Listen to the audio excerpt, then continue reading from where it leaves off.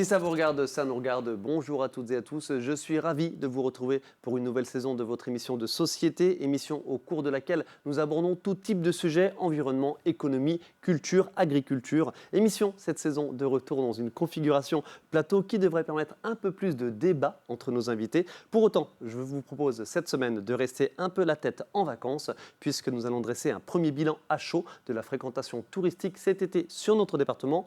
Nos invités, Florence Dupont, bonjour. Bonjour. Vous êtes la directrice de l'Office de tourisme de Gérardmer Hauts-de-Vosges. Merci d'être avec nous sur ce plateau. Je me permets de préciser que vous étiez précédemment du côté de Saint-Dié. Vous êtes déjà venu ici. Christophe Ray, le directeur Vosges des Gîtes de France. Merci d'être avec nous sur ce plateau de nouveau. Bonjour. Et Anne Raphaël, bonjour. Bonjour. Co-gérante du camping des Granges Bas à Gérardmer. J'ai envie de dire petit camping, mais vous êtes adhérente. Votre camping fait partie de l'association Vosges Camping et vous êtes aussi adhérente de l'interprofession de la Fédération de l'hôtellerie de plein air. Tout à fait. Voilà. Et vous êtes installé du côté de Gérardmer-Aubeillard. On va voir ça dans quelques instants en images. Allez, un premier bilan, donc, j'ai dit à chaud de la fréquentation touristique cet été sur notre département. Florence Dupont, déjà, un petit mot sur la saison. Une saison clairement en deux temps. Jusqu'au 15 juillet, 20 juillet, et puis après, c'était que du bonheur, Oui, à peu près. C'est ça. On aurait pu vraiment ressentir une saison plutôt timide. On se mettait un peu à l'abri et finalement, en fin de compte, nos touristes étaient déjà au rendez-vous et attendaient le petit rayon de soleil pour appuyer sur la réservation. Donc, en fait, on a vécu vraiment une mi-juillet et un mois d'août assez estival quand même. Christophe Ray, cette Oui, analyse c'est- rapide par rapport à la météo, évidemment. Nous sommes un département, une destination très météo-dépendante. Oui, alors pas totalement dans la mesure où nous Très, mais pas totalement. Pas totalement. Effectivement, nous on a observé un vrai beau carnet de commandes tout au long du premier semestre, vraiment très positif. Et puis un petit tassement des ventes de dernière minute, effectivement, pour la première quinzaine de juillet. Mais globalement, effectivement, c'est d'ores et déjà une très belle saison. Allez, on reste avec vous. Les Gîtes de France, rappelez-nous, sur l'ensemble du département, il y a 54 600 lits marchands, donc lits touristiques, on va dire. D'autres chiffres à se mettre en tête dès ce début d'émission, si vous voulez bien. Dans notre département, il y a chaque année 2 600 000 touristes qui visitent notre territoire, 6 millions de nuitées touristiques et grosso modo 6 000 emplois directs, de nombreux emplois indirects bien sûr, mais des retombées.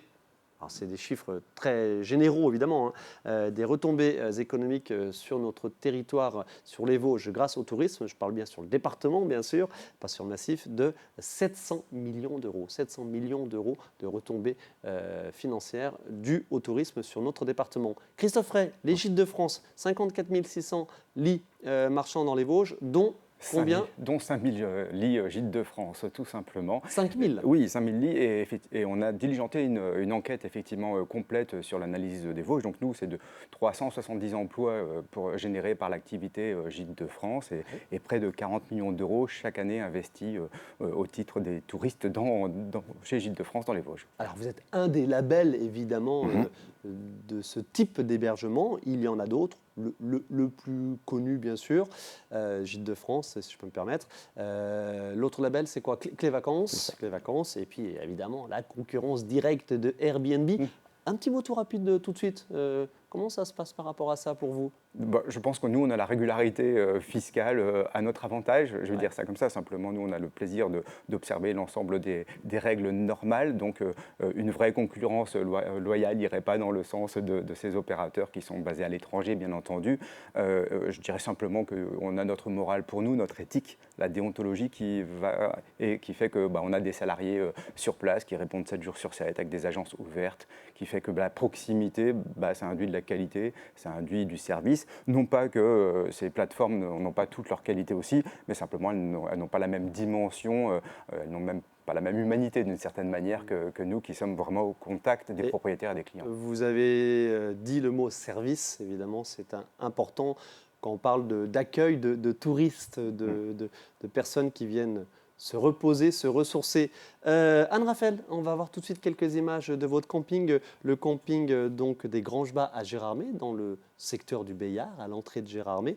C'est votre clip promotionnel, je me permets de le préciser. On ne connaît pas beaucoup votre camping, effectivement, parce qu'il est en retrait. Vous êtes un petit peu caché. Vous venez de le reprendre il y a quelques années, 5 ans exactement. Combien d'emplacements? Quel type d'emplacement? Quel type de clientèle? Alors oui, on a repris il y a 5 ans avec Nico, mon mari. On a maintenant 97 emplacements. On a principalement encore des emplacements nus, donc c'est-à-dire pas équipés pour tentes, caravanes, camping-car. On en a une 60aine. Ensuite, on va avoir des logements, des mobil-homes, des tiny houses, des chalets, des tentes aussi, des cabanes, des logements un peu insolites. À peu près une 20aine. Et on a également des propriétaires qui ont des mobil-homes sur le camping qui peuvent venir comme ça pour les week-ends ou les vacances en résidence secondaire. Résultat des courses, vous êtes ouvert toute l'année. On voit des images au beau jour, mais sur votre site internet, on voit, et votre page Facebook, je vais la citer, on voit des belles images des tiny houses et des tentes même, sous des tentes en dur, j'ai envie de dire, sous la neige. Et ça fait des belles images et c'est une clientèle qui vient toute l'année. On va en reparler. Florence Dupont, un petit mot sur une espèce de nouvelle typologie de touristes que vous aimez à appeler les touristes tournesols. Alors ça vaut surtout pour les Français. Allez, un petit mot sur le type de touristes sur les Hauts-de-Vosges et plus globalement sur notre département. Oui, alors c'est ce que j'aimais dire pour cette saison, mais une année par rapport à une autre ne fonctionne pas de la même manière, puisque l'an dernier, on a eu un printemps qui a été très chaud et très sec. Ouais. Donc le tourisme de fraîcheur avait toute sa place pour les mois de juillet et mois d'août 2023. Or là, on avait un automne à rallonge. On peut dire ça comme ça, je pense qu'on l'a tous vécu de cette manière-là pendant un an. On avait besoin de chaleur, tout le monde avait besoin de chaleur. Oui, puis de vitamine D et de rayons de soleil, enfin tout ce qui est connoté à l'été. Donc c'est vrai qu'on avait quand même des vacanciers qui étaient à la recherche et en attente de soleil. Donc c'est vrai que les premiers rayons de soleil qui ont pu pointer et qui perçaient un peu les nuages chez nous, ça a eu une retombée directe sur la fréquentation. Alors globalement, la fréquentation sur notre département, des chiffres qui émanent d'études du conseil départemental, c'est 64% de touristes français, 36% de touristes étrangers.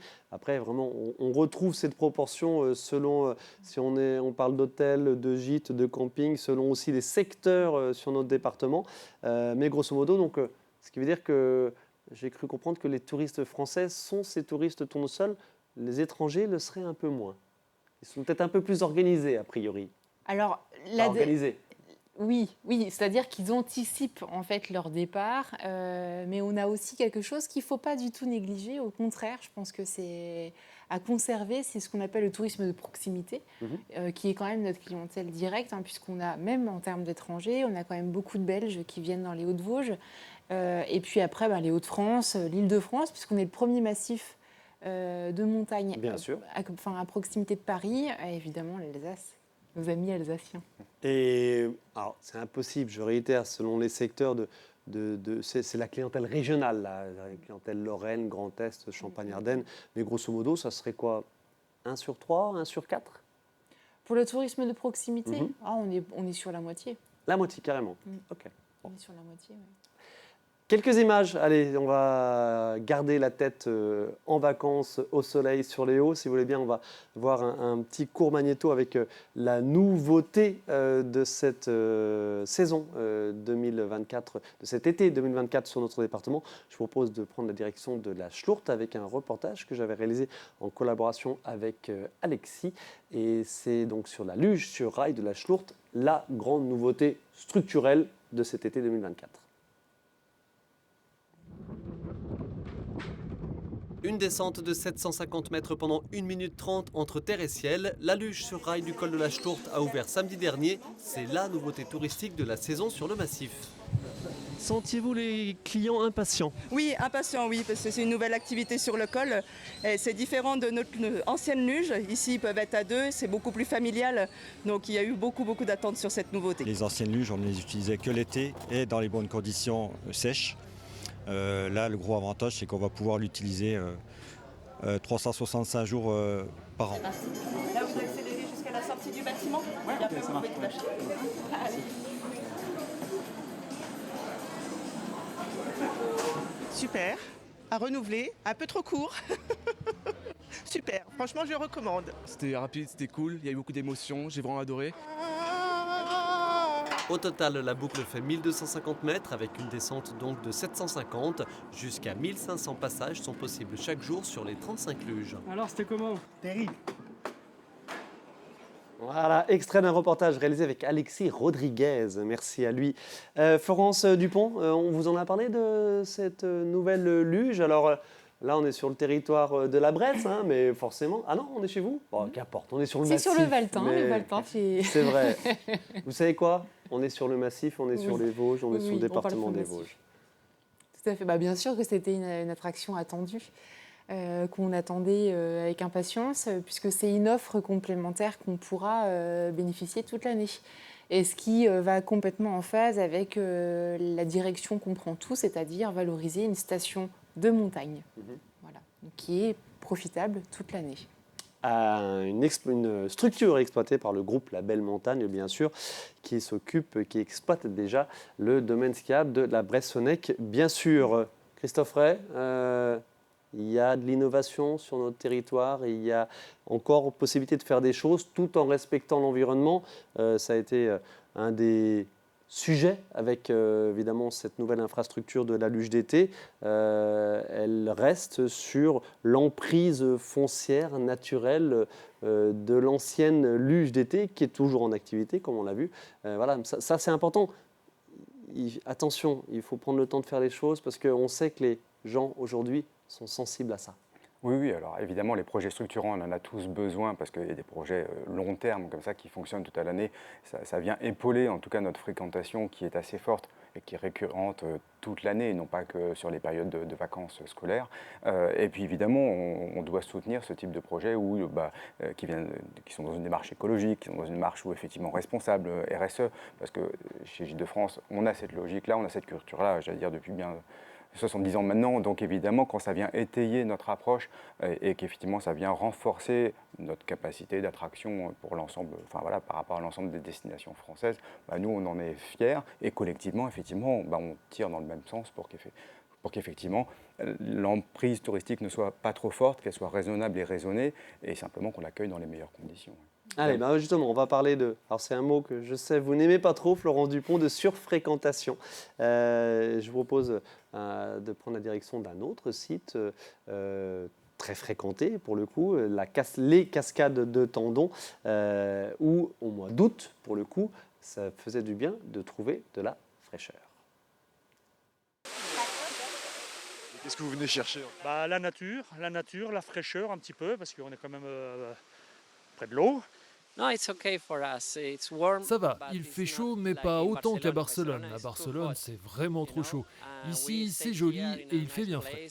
Près de la cascade, c'est parce qu'on avait très très chaud. Et donc on s'est dit qu'un petit plongeon nous ferait du bien. Alors on a hésité entre le lac ou les rivières, et on a préféré les rivières parce qu'on était sûr qu'il y aurait de l'ombre et que ce serait bien frais. On a vu qu'on pouvait se baigner à la petite cascade, alors on est venu voir ça. Bon, ce beignet est plutôt barboté, hein, évidemment, à la cascade de Tendon. Florence Dupont, non, mais tout ça pour dire qu'il y a toujours beaucoup de monde, effectivement, aux cascades de Tendon. L'idée, c'est de, globalement, dispatcher les touristes pour pas qu'il y ait cet effet de surfréquentation. Le mot n'est pas très joli, je sais, et il y a énormément de sites à découvrir, à valoriser. Ça, c'est votre job. Tout à fait. Donc maintenant, on n'a plus de sites incontournables qui étaient déjà connus. Donc on essaye de valoriser au même titre en fait toutes les cascades qu'il peut y avoir sur notre territoire, par exemple, et ne pas en faire bénéficier plus d'une. Et la surfréquentation, alors on ne sait pas faire du démarketing, attention, hein, c'est pas supprimer les cascades de Tendon de nos suggestions, mais c'est simplement diversifier plutôt le catalogue avec tout ce qu'il y a à découvrir et toutes les pépites. La deuxième chose, c'est peut-être réorganiser l'accueil sur ces mêmes sites. Donc c'est pour ça que je préfère le terme de malfréquentation, c'est-à-dire que Pour les cascades de Tendon, on peut avoir jusqu'à 4000 personnes jour en été qui viennent aux cascades de Tendon et c'est uniquement descendre en voiture, prendre un petit coup de fraîcheur pendant 15 minutes et repartir. Donc finalement, en fin de compte, on profite presque même pas en fait, des forêts et de l'aspect vraiment naturel de ce que la nature peut proposer, puisque c'est vraiment ça, en plus le reportage l'a clairement spécifié, c'est la nature qu'on vient rechercher.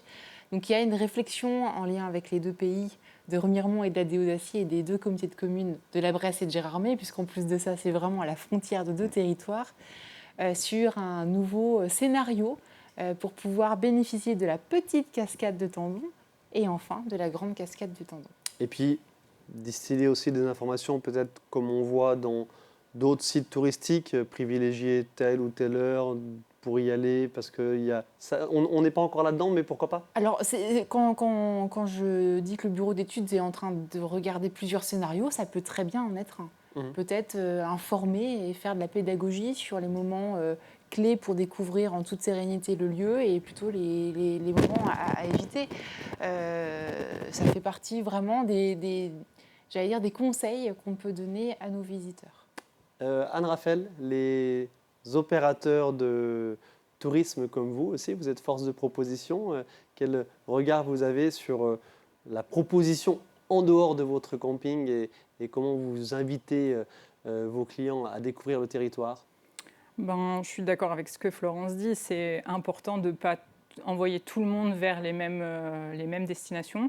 Après, on écoute ce qu'attendent nos clients et en fonction de ça, on essaye de les orienter vers telle ou telle cascade. Mais justement, il y en a de plus en plus qui cherchent un petit peu les chasses gardées, nos petits secrets à nous. Donc, on ne leur dit pas forcément Tendon, mais on ne vous dira pas non plus où on leur dit. Et oui, on a un énorme rôle à jouer, nous, dans la promotion de notre territoire pour faire découvrir les bijoux et tout ça, ce qui n'irait pas forcément, parce que nous, on l'a déjà fait, parce qu'on l'a découvert avec nos enfants. Donc, on a un vrai rôle à jouer. Et puis, comme dans l'association, on a un gros maillage sur le massif des Vosges, c'est important d'envoyer Association de aussi... camping, je me permets de repréciser. Association Vosges Camping, voilà, c'est exact. On peut aussi envoyer nos clients à Corcieux, parce qu'il n'y a pas que Gérardmer. Corcieux aussi, ou d'autres Axon-Rue, voilà. Il y a pas, et dans la plaine aussi, on pense à la plaine, et bien sûr, le camping d'Épinal qui a repris des couleurs. On sait au aussi lac de Bouzet, il y a un camping à la Vosges-les-Bains qui a été repris récemment avec plein d'ambition. Il y en a beaucoup, mais c'est vrai qu'on a beaucoup de joyaux dans les Vosges qui ne sont pas forcément connus et on a un rôle important à jouer. Christophe Ray, par rapport à l'hébergement, Gîtes de France, évidemment, la plupart sont sur le massif, mais un mot par rapport à la répartition sur notre département. Est-ce que vous sentez que vous avez de plus en plus d'adhérents qui sont sur les Vosges centrales, sur la plaine? Il y a une appétence un petit peu pour sortir du massif, si je peux me permettre? Oui, moi je pense que ça serait faire offense aux Vosges de concentrer l'attractivité sur quelques points, alors qu'au contraire c'est extrêmement riche et extrêmement varié. Nous, ça fait 2 années où on dépasse les records effectivement d'agrément. On en est à plus de 120 nouveaux hébergements. Cette année, c'est plus 25% par rapport à l'année précédente, à la même date. Et effectivement... Ce qui fait un total de combien d'adhérents? On est au-delà des 700 hébergements, 700. On tend vers les 800 maintenant. Et effectivement, ce qu'on voit, c'est que l'ensemble du territoire est recherché. Alors évidemment, le massif est un peu plus recherché, mais il y a une diffusion globale sur l'ensemble du territoire qui est plutôt positive, parce que ça nous permet d'emmener des clients vers d'autres rencontres, d'autres points, d'autres lieux, d'autres découvertes, plus culturelles, plus artistiques. Voilà. Et donc ça, c'est aussi très riche, et les Vosges ont ça, et puis elles ont cette caractéristique d'être très familiales. Et donc cette culture du tourisme familial, ça s'approprie à n'importe quel territoire finalement. Et c'est à nous de travailler sur l'ensemble des destinations, bien sûr, même s'il y a évidemment des joyaux et qu'on se reconnaît, mais qu'il faut, respecter. Voilà. À l'image, la ferme aventure de la Chapelle-aux-Bois, un des sites un peu emblématiques de ce tourisme, de ces activités familiales touristiques sur notre département. Donc la ferme aventure à la Chapelle-aux-Bois, on pense bien sûr aussi à Fray-Pertuis, et sur le massif il y a Ouidouglis, sur la plaine aussi il y a des choses, je pense au fort de Bourg-les-Monts qui marche très très bien l'été, ça c'est du côté de Neufchâteau. Anne-Raphaël, je reviens sur les campings, une vingtaine d'adhérents à Vosges Camping. on va dire grosso modo quasi autant de campings sur notre département.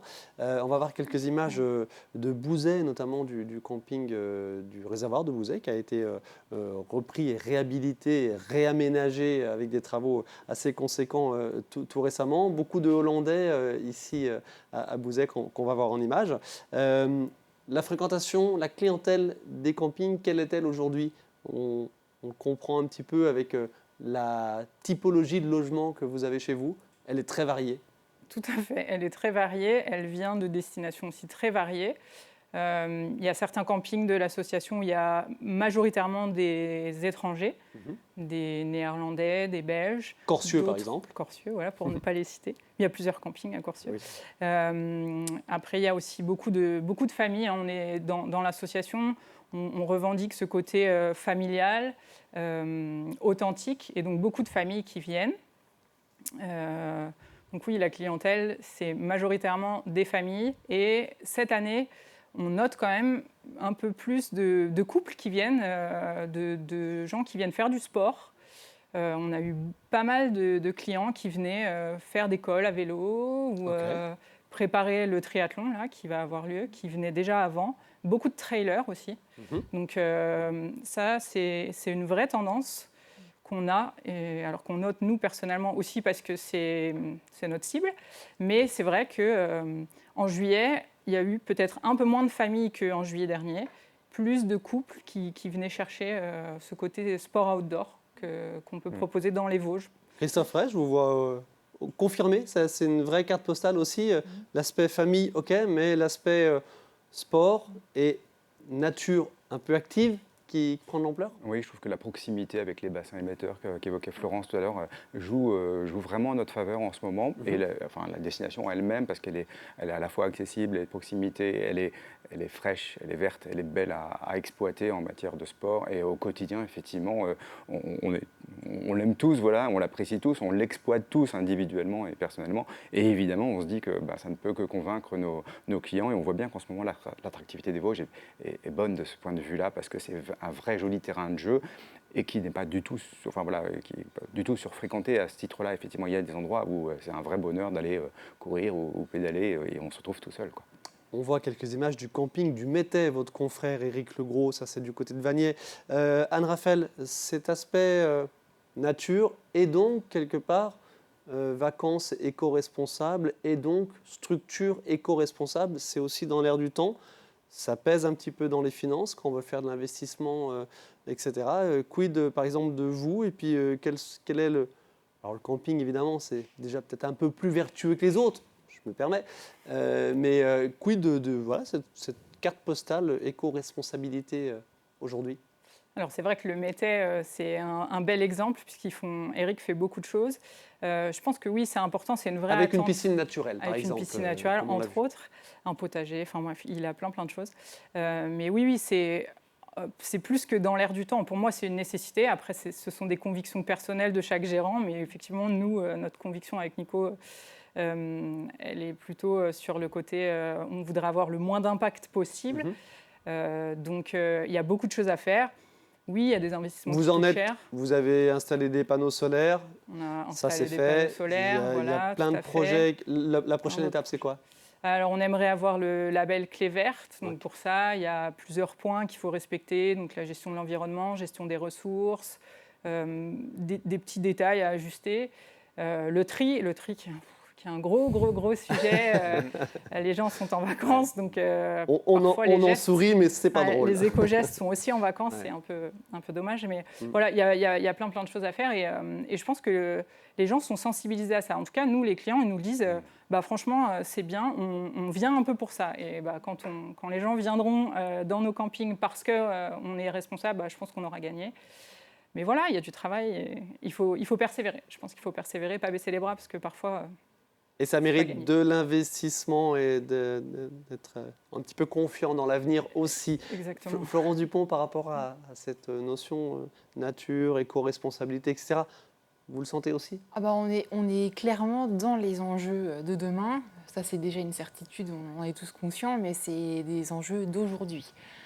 sur plusieurs plans. De toute façon, c'est une priorité qui est à toute échelle. Je pense à l'Agence régionale du tourisme Grand Est qui a mis en place aussi des parcours de formation éco-boussole et qui permet en fait de s'auto-évaluer dans son travail sur la durabilité, quel que soit le domaine, RSE, social donc, ou environnemental. Et aussi au niveau national, puisque Atout France a changé le label qualité tourisme en destination d'excellence. Donc il y a toute la critériologie RSE qui est ajoutée. Donc en fait, c'est un domaine qui est concerné par tous et pour tous. Voilà. Okay. RSE, je ne l'ai pas précisé, mais on est bien sûr, ça veut dire responsabilité sociale des entreprises. Ouais. Sociétale, sociale, sociétale. Les deux. Si je peux me permettre, quand on parle d'investissement, effectivement, il y a des investissements qui sont lourds, mais il ne faut pas oublier qu'on peut avoir des aides, des subventions, de l'ADEME, de Climaction, et ça, je pense que c'est important d'avoir ce coup de pouce-là pour justement franchir le pas de l'investissement. Et toutes les collectivités, grosso modo, accompagnent, on pense évidemment à la région, au conseil départemental et aux collectivités, communautés de communes ou communautés d'agglomération, si on est sur les Vosges centrales avec Épinal ou sur la Déodacie avec Saint-Dié-des-Vosges. On aurait encore eu plein de choses à se dire et là, cette émission se termine. Bonne fin de saison à toutes les trois, à tous les trois, puisque la saison ne se termine pas. Christophe Ray, les réservations là pour l'automne? Elles sont bien, elles sont vraiment très bien. C'est-à-dire un chiffre? On est en avance de 20% grosso modo par rapport à l'année précédente, donc très bien. Donc, voilà.